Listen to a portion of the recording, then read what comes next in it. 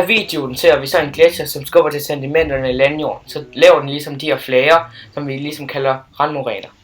Når den går tilbage, så står de her randmoræner stadig som de går før og følger ikke med gletsjeren. Dødis opstår, når en gletsjer er ved at trække sig tilbage, og så efterlader gletsjerne store stykker isklumper. Disse isklumper kaldes for dødis. Det er lidt ligesom i din have. Hvis det er sne, så bliver der oftest efterladt klumper af sne, som så forsvinder lidt efter lidt. En stor klump dødis kan holde i mange hundrede år, inden den smelter. Nogle af disse dødise bliver så langsomt dækket til af grus og sand fra gletsjerens smeltevand. Hvis dødisen bliver dækket til af alle disse forskellige sedimenter, så kan dødisen holde i meget længere tid.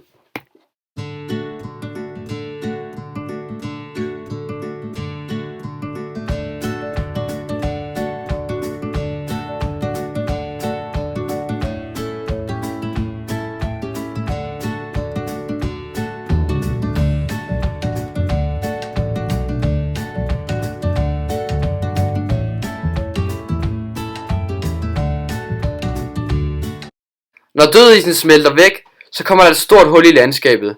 Det her hul kalder man så for et dødishul. Hvis hullet er dybere end ved starten af vores grundvand, så opstår der en lille sø.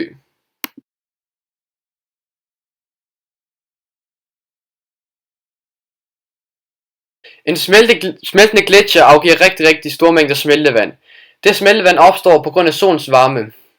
Alt smeltevand det mødes nede i bunden af gletsjeren. Og det mødes ikke kun lige et sted på hele gletsjeren, det mødes mange forskellige steder. Det mødes både midten, ved siden af midten og helt ude i siden. Og her på det her billede, så kan I se, at solen skinner ned på gletsjeren, og så de forskellige steder, så slår nogle små revner, og så det vand, der så opstår ved hjælp af det mødes så ned på bunden. Og jo længere tid, at alt det her vand, det har været ude for så stort et tryk fra gletsjerens vægt, jo dybere bliver hullene. Og så når gletsjeren så forsvinder, så det eneste der er tilbage, det er så vandet, og det er så og tunneldalene, og så en ås, som man kan se det i midten. Og en ås, det er bare en masse aflejringer. Denne proces kan skabe store forskelle i terrænet.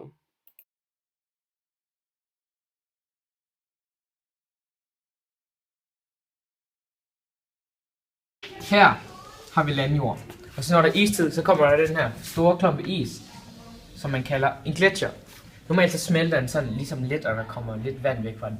Men især når solen den er oppe, og den stråler ned på den her store klumpe is, så begynder vandet at smelte, og så laver den små sprækker i gletsjeren.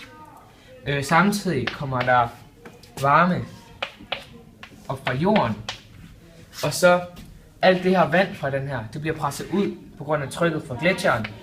Og så når det kommer ud foran gletsjeren, så begynder den at erodere jorden foran, og så laver den ligesom de her smeltevandsdale.